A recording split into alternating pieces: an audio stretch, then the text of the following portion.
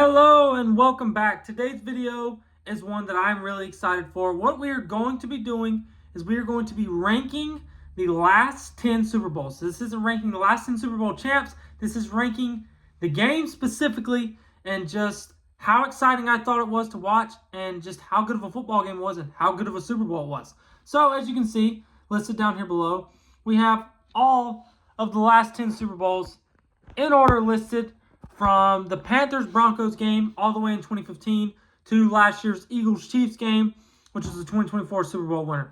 And we have listed 10 slots. I'm going to start with 10. I'm going to work my way up. There's been some really great Super Bowls in the last 10 years, and there's been some not-so-great ones. So we're going to get down to it, and we're going to talk about what I think is the best Super Bowl of the last 10 years. And again, as you are, most of you are, I'm sure. I'm a big NFL fan, so this is a really fun video, one that I've been looking forward to making.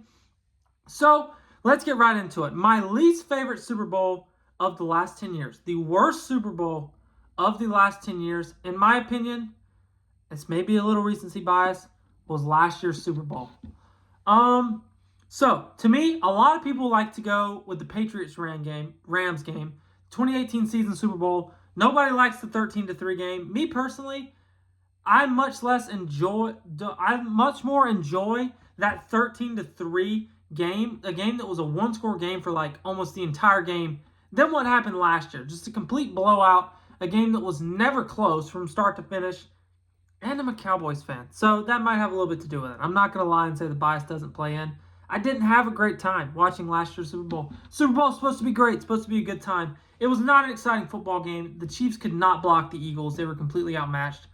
Wasn't a great game. So now, moving into my next Super Bowl, and the number 9 spot, I have let me find it here. It's right here. I have the 2020 Super Bowl, the COVID Super Bowl. This is for multiple reasons. One, again, it was a blowout. Similar type thing. Both of the Super Bowls that Mahomes lost, the Chiefs were completely dominated up front, and he never really had a chance. Like, I think we all can agree Mahomes never really had a chance in last year's game. He didn't play good, but he's never had a chance. It was the same way. The Bucs just flat out destroyed the Chiefs. They jumped ahead early, never looked back. And it just wasn't that fun of a Super Bowl to watch. Obviously, there's no fans in the stands, which, kind of takes away from it a little bit. Like, fans are a huge part of a football game. Even the viewing experience, it's really cool to, hear the crowd noise on the screen and, see everybody going crazy. You didn't get that in 2020. 2020, for me, wasn't a great Super Bowl watching experience. And that leads me in to my number 8 Super Bowl. This is one that, again, grabbing the wrong one. But this is one, my number 8 spot I have, Patriots-Rams. This is a lot of people's probably 10. Me personally, again, I'm going to put the blowouts 9 and 10. Those games to me are a lot less fun to watch. Because in a game like this, even though there's not much going on, at least either team can win and there's a chance for it to be exciting at the end of the game, so you're kind of holding on to hope. Whereas in those other games, you're just waiting for the clock to run out just to see the trophy presentation and the celebration. Game's over in the first half. This game was a one-score game for basically almost the entire game. Even though there wasn't a lot happening, Jared Goff's one and only Super Bowl appearance. Todd Gurley got to play in the Super Bowl. I feel like it's a really forgotten about Super Bowl because, it was kind of boring. I'm not going to be, to me, some of those people are oh, if you don't think defensive battles are good football games, you're not a fan. Hey, all the power to you if you think that. Me personally, I think there's a difference between really great defense and just a boring game. And this was just a boring game. There wasn't much happening. There was some really good defense being played. That is fun to watch. But, come on, man. We all want to see offense. It's not fun to watch, some of those college games in the Big 12 back in the day where it's, in the 50-50. That's a little, too much. But even that's fun. That's way more fun to me than 13-3. This is my personal opinion. Maybe you love this game because you love defense. That could be a thing, too. Some people love this game. But the general consensus is it wasn't great. So, in the number 7 spot, I'm going with Super Bowl 50. And it's crazy to think that this was 10 years ago. I remember watching this game vividly. I was in the 7th grade at the time. And the Panthers got outplayed by this game in a wide margin. They could not block Denver. This game is known for Cam Newton infamously not jumping on the strip sack when Von Miller got to him. I believe Von Miller won Super Bowl MVP in this game. The Denver defensive front just destroyed them. But this game was actually a one-possession game for most of the game. Go back and watch the highlights. The game is actually a lot closer than like it seems to be remembered because the Panthers got completely outplayed. The Broncos kind of let them hang around, had like an 8-point lead for a lot of the game. And I remember like kind of being kind of intrigued. Also, like it was two fun teams in my opinion. The Panthers were so fun that year. Peyton Manning's last season. There was some excitement there. That is going in my number 7 spot for my Super Bowl rankings. And then coming up in my number 6 spot, I am going with the Rams-Bengals Super Bowl. These are when the Super Bowls start getting really good. We have been really fortunate over these last 10 years as NFL fans. There's been some really good Super Bowls. Like the fact that this game comes in at 6 tells you everything you know about the rest of the Super Bowls on this list. This game, to me, this game kind of it's a little underrated in my opinion. People always talk about most forgotten Super Bowl.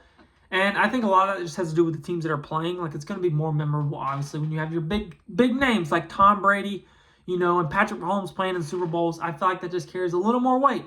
For maybe the more casual fan, this isn't as memorable.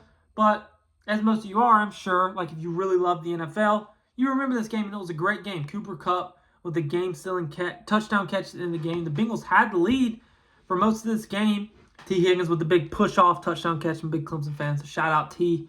It was a really good football team. That Bengals run was so fun. Seeing Matthew Stafford get a Super Bowl was so fun. Aaron Donald with the big sack to end the game. A lot of memorable moments, at least to me, from this Super Bowl. So I'm putting it at number 6.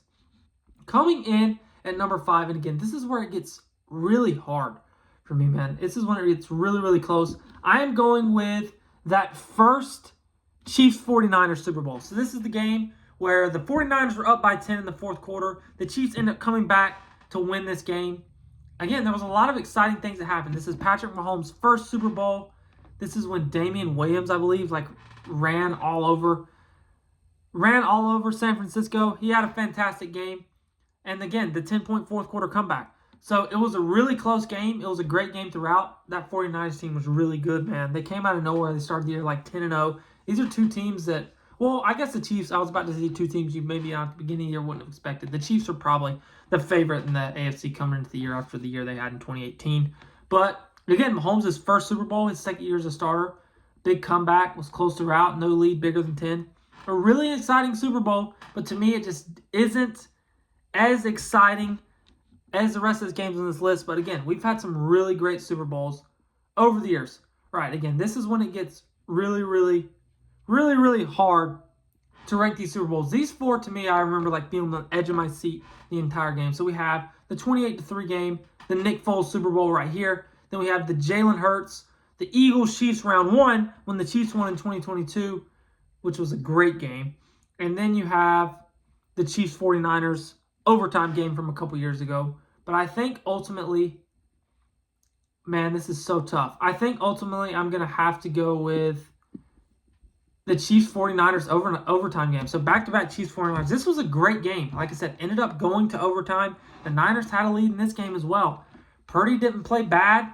There were some weird touchdown scores in this game. I believe McCole Hardman caught the game-winning touchdown after he had went to the Jets, then comes back. Any game that goes to overtime is a great football game. But I still just feel like what happened during it wasn't as exciting as the other 3 games on this list. But I'm not knocking the Super Bowl at all. I remember me and my friends got together to watch this game. It was a great time. We were all into it. We were all watching the game. And it was a great game. So no complaints from me here with this Super Bowl. Again, like I said, anything that goes to overtime, I just believe that these last 3 are more memorable. There's just more memorable moments, more things that you can look back to when you think of that Super Bowl. Something pops out at you. I feel like there's not as much from this game as there is from the next 3 on this list. So that leads us to our next 3. Coming in at my number 3 slot is Chiefs-Eagles round 1. I believe this was the 2022 NFL season. Again, this was a fantastic Super Bowl. This is a game that the Eagles looked like they were going to run away with. Then Jalen Hurts gets strip sacked. There's a big punt. Chiefs get the big punt return from, I believe it was, who was it that had the huge punt return in that game? I don't remember who had the punt return. Someone had a fantastic punt return, the longest punt return. It was Kadarius Toney with the longest punt return in Super Bowl history. Kadarius Toney, I believe, also scored a touchdown in this game, so shout out to Kadarius Toney. Let's talk about Kadarius Toney highlights for one. Can we, people? Can we do that? Because he was actually pretty good for the Chiefs that year. And this was a great game, man. This was back and forth. Obviously, the Chiefs with the late score to win the game. The controversial defensive pass interference. Was it pass interference? Was it not? I think it was. Was it ticky-tack? Yes. Would I have been upset if they didn't call it? No. But technically, it was a pass interference. So, obviously, I'm not going to be upset with a call that rules were broken and they made the call. So, it's kind of hard for the game to end like that, especially for Eagles fans. But that's how the game ended. Again, just a lot of memorable things from this game. It was a great football game. And that leads me into number 2 from this list. Number 2 from this list, and I almost put this 1, but I just couldn't. But this is the Nick Foles versus Tom Brady game when the Eagles won the Super Bowl in 2018 with Nick Foles. 2017 season with Nick Foles. This is unreal. This is what I'm talking about here with these games that just have stories behind them. When you think about the Super Bowl, the first thing you think of is Nick Foles. Nick Foles beating Tom Brady. And the game was just electric. There was so many yards, so many points. You had the Zach Ertz play. Zach Ertz wasn't everyone says that if Dez Bryant didn't catch it, then Zach Ertz wasn't a catch when he lunged across the end zone, put the ball down over the line. And then Tom Brady also goes unnoticed. Tom Brady had over 500 yards passing in this game. Yes, you heard me right. Over 500. This game was awesome. 41-33. Obviously, the Philly special. How do I go this long without talking about that? There's so many memorable things from this game.